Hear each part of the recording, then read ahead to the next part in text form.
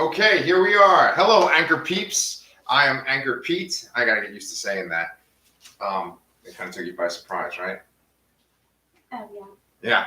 Anyway, we are yet another episode where we're gonna talk about Big Brother. And oh my God, there's so much Big Brother to talk about. Sherry, it's like so freaking much. I don't know if I can take this. We actually just finished the full 2 hours about 15 minutes ago, and I am so jittery and nervous from it. I think I empathized with the players, like what they were going through. Like they laid so much on tonight. Really, I'm like worn down. I don't know if like I'm like And my adrenaline's like going. I have 1, 2, 3, What is all 4, that? 5, 6, like 6.5 pages of notes. It looks disorganized. It's a lot, you know. I don't know, man.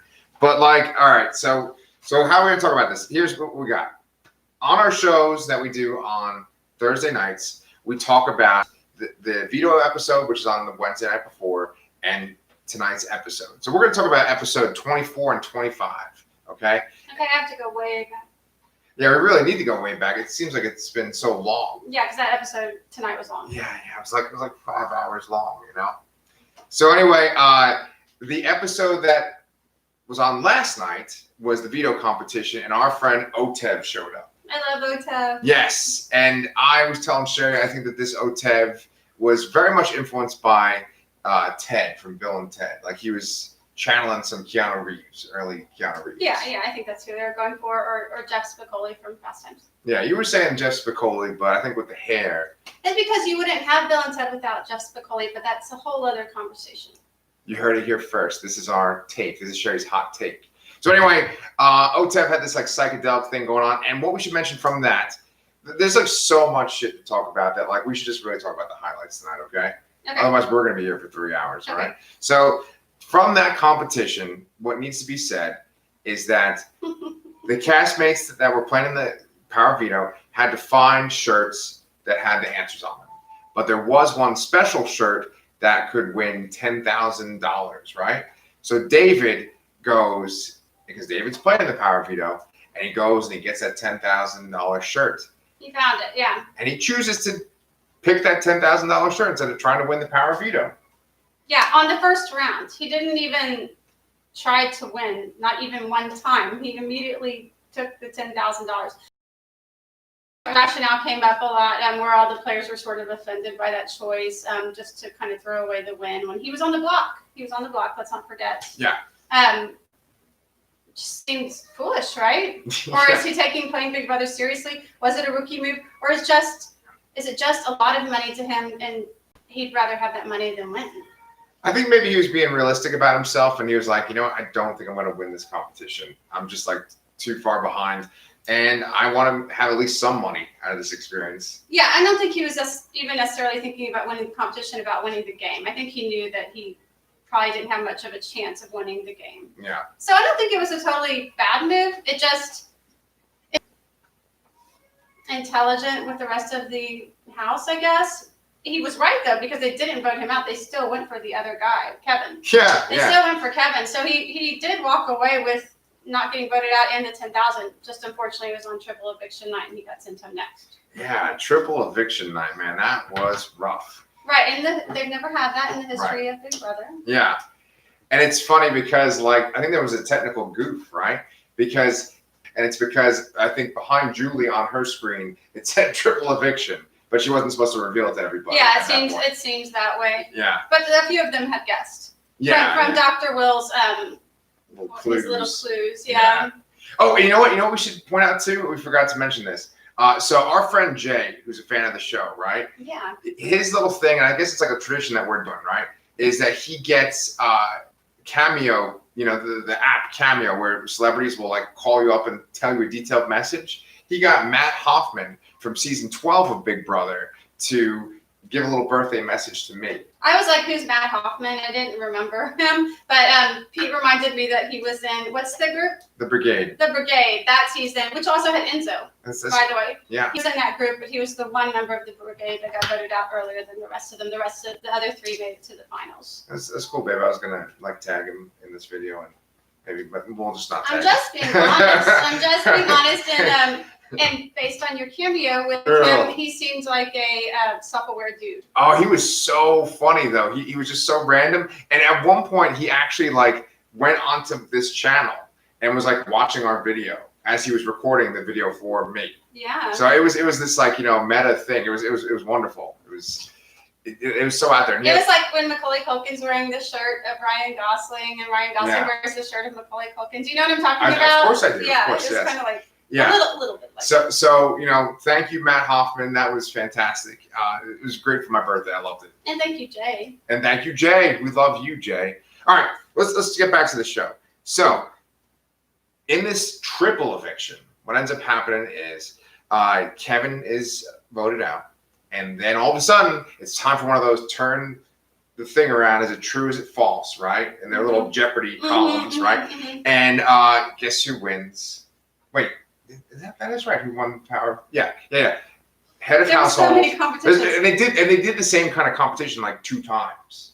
Yeah. You know. So okay, the one that wins the first time around, I thought that was. It was Memphis. He won head of household. Yes. Memphis won head of household yet again, right? So he wins, and of course he puts up David. He's just like hated David.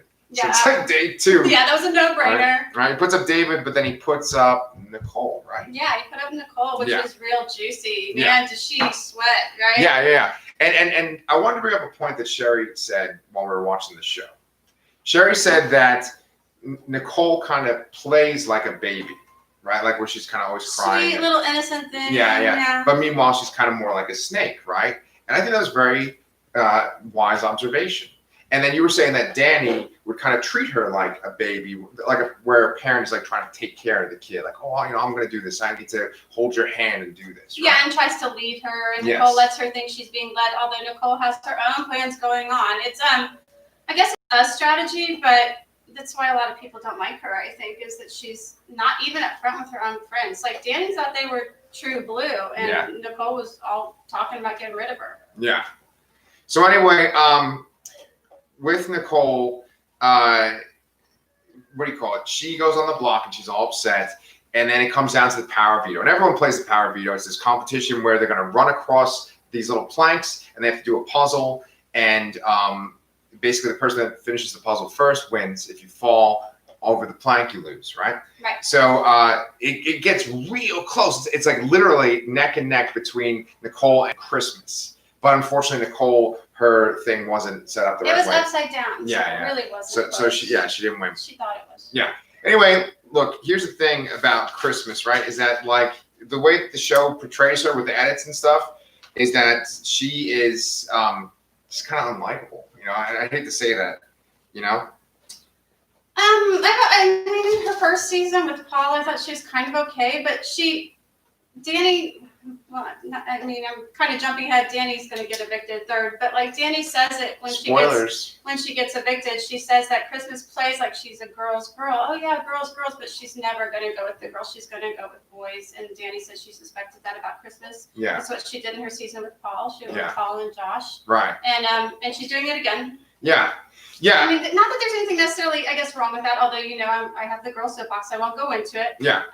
It's just more like, yeah, do we like her even? When she is happy about something, do I feel happy too? No, I don't. I feel annoyed with her. Sorry. She's just always saying little things and having little mini tantrums. And and there's a couple of those tonight too. You know, so anyway, with Christmas, right, she gets the power veto and then she decides to leave the nominations the same. So at that point, of course, David goes home. Yeah, it's going along because she's in a final 3 with Enzo and Memphis is the one that put her up, right? So David goes to go home, and David had some interesting things that he said, like while he was making his speech, and then when he talked to Julie too. He said he was the second African-American male to make it to jury in the entire course of the show, which that's kind of ridiculous if you think about it. The show. Is that true? Yeah. That's horrible. Yeah. And so that is. Is that including Kevin? Well, I don't know. Kevin is. Does he count Kevin? Kevin is probably not. He's probably not counting Kevin. Kevin on the show episode revealed that he was half African American, half Japanese, which was interesting to us. We didn't know that about his background. But I'm assuming it doesn't. I'm assuming that there was a former player from a while ago. Yeah, but it's a shame, and yeah. The producers need to kind of do something about their casting. Yeah, well, that's the whole thing, right? We're already getting spoilers going on, right? And that the point is that by the end of this triple eviction, first off, all the people of color and stuff are gone. It's just white people, and then pretty soon all the women are going to be gone if things are going this way too. Yeah, it's kind of what we were. We didn't start at the very beginning, but we've been predicting it. Yeah. Look, I mean, we get a little preachy on this show, but that's the thing. It's like happening right in front of our eyes, you know? It's just... It's frustrating sometimes. Yeah. It like I keep saying, like every single episode, I'm like a broken record. Big Brother is like a social experiment, just like Survivor. And it's just interesting how these social patterns happen. And right now, just look at the house. Like, it's just all white people walking around the Big Brother house, right? And the number of women is just dwindling and dwindling. So let's just try to stay the course. And... so we get to the 3rd week's worth of Big Brother in this episode. And it was kind of fun seeing them get the confirmation that this is a triple eviction. You could just see everybody freaking out, trying to not freak out. A lot of fear, right? Yeah. I felt, that's what I'm saying. I felt it. I got all upset, sort of. I don't know. I just felt bad for them. Yeah. And so with that, with the head of household competition, once again, we got down to one of those things where you're shifting. Is it true? Is it false? Right? And this was about the freaking conversation that happened that night, right? Yeah. Like Julie Chen, right? Yeah. I mean... Well, that was the last question. That question was, yeah. Yeah, and that was like ridiculous. I'm sorry, I'm a little confused. Like, it's just hard to remember everything. Yeah. The questions were about like who had gotten evicted at certain points in the game and stuff like that. It's about the players themselves. Mm-hmm. And people were hanging in there, and it looked like Christmas might even win this one again too. But then in the end, Tyler is the one that won. Head of household. Yeah, head of household. And I found myself getting excited. You know, I am not really a fan of Tyler because I feel like, you know, people, you know, they just kind of trust him, and he's a good player, and he's good at manipulating, and I think he kind of has it easy in a way, kind of like Cody. But I was kind of happy to see him win because I thought he might have shook things up. I thought maybe he might put Memphis on the block, but instead he puts up Dani and Nicole. Yeah, it was pretty predictable nominations. I was sort of excited about him winning too because I thought he might shake things up. I mean, his biggest competition is, I mean, I understand him putting up Dani because they kind of knew they were coming after each other. But why not Cody or Memphis or one of these guys who are going to be his eventual biggest competition and the hardest to get at and who are maybe going to beat him in the end? I don't know. But I do understand he didn't have a lot of time to think about it. I think if he did, maybe he would have done something differently. But then he goes on to win the veto. Yeah. Right? The veto. Yes. So he goes on to win the veto. The veto it's like the same competition again. They have to run across these planks. This time they don't have to do a puzzle. They just have to run across 2 sets of planks, and if they fall, they're out. Christmas ended up falling. Nicole ended up falling. And so, what do you call it? I think that, you know, it wasn't Nicole's night. It wasn't her night, but then again it was because... she did not get evicted. Why are these people keeping an ex-winner around, or not ex-winner, a winner? Yeah. A person who won $500,000. Why are they keeping her around? They don't really get it. I know she has this tight thing with Cody, but yeah. Cody also was tight with Dani, so maybe just the majority wanted Dani out? I don't know. Yeah, well, Tyler said this one line after Dani got evicted.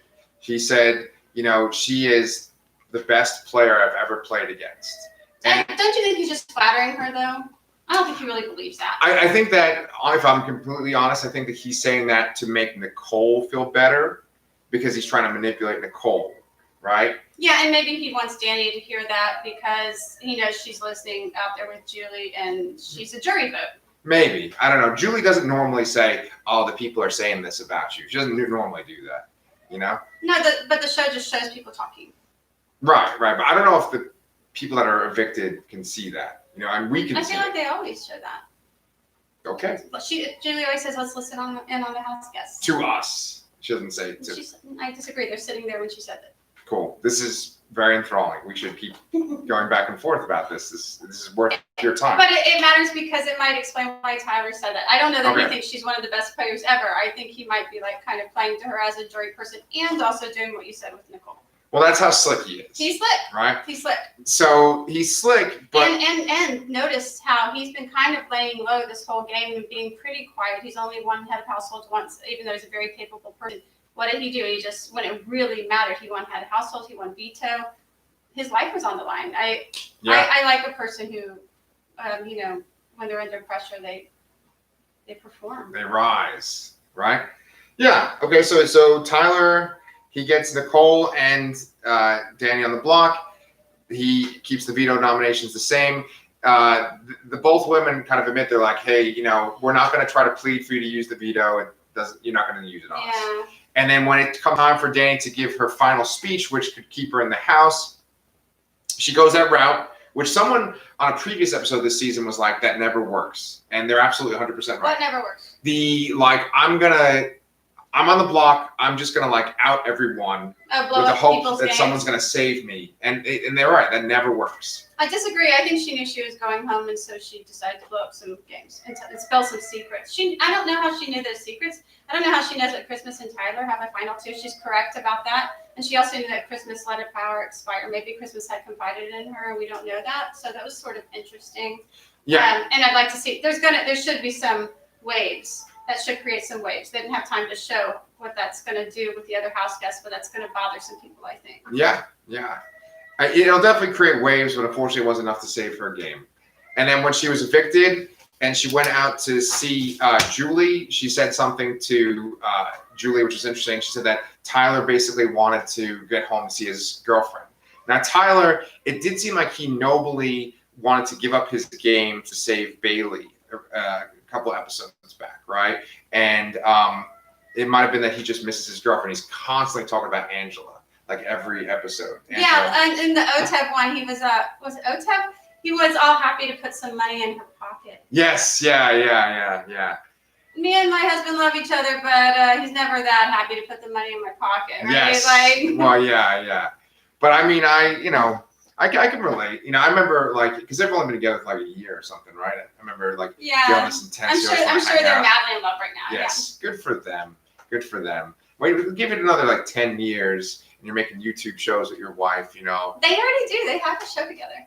Well, shit, man, they got us beat, man. And it might have just been created for Big Brothers, and he has like half of the prize too, right? Yeah. Oh yeah. Okay. Just don't have kids, guys, okay? Because they might interrupt your show and stuff. So anyway, I think we're gonna have to wrap it up because it's freaking late and we've just watched like hours and hours of Big Brother. But I just want to say to you, thank you for watching this. You know, we see that we have an audience for this, and we would love to hear from you. Like, please leave some comments and stuff. And if you haven't yet, we would love some subscriptions. Okay, so please like and subscribe. That would be awesome. Okay, I gotta just do 2 plugs, and then we can say goodnight. Okay. Okay.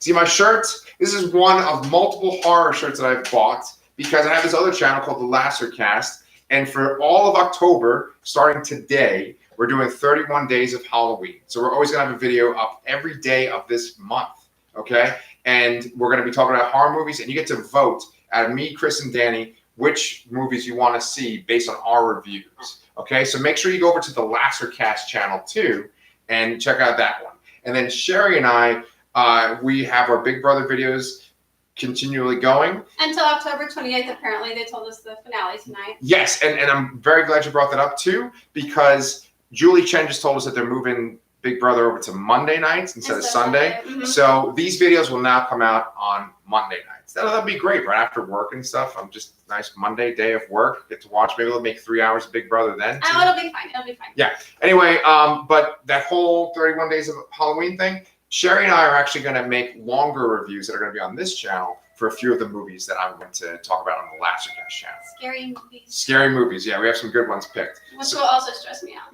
Yes. We're actually watching one of them tomorrow night. So that review is coming up this weekend. All right, guys. Thank you so much. Thanks for watching. And we will talk to you guys real soon. I totally stole that from Scott Sigler. Okay, and bye.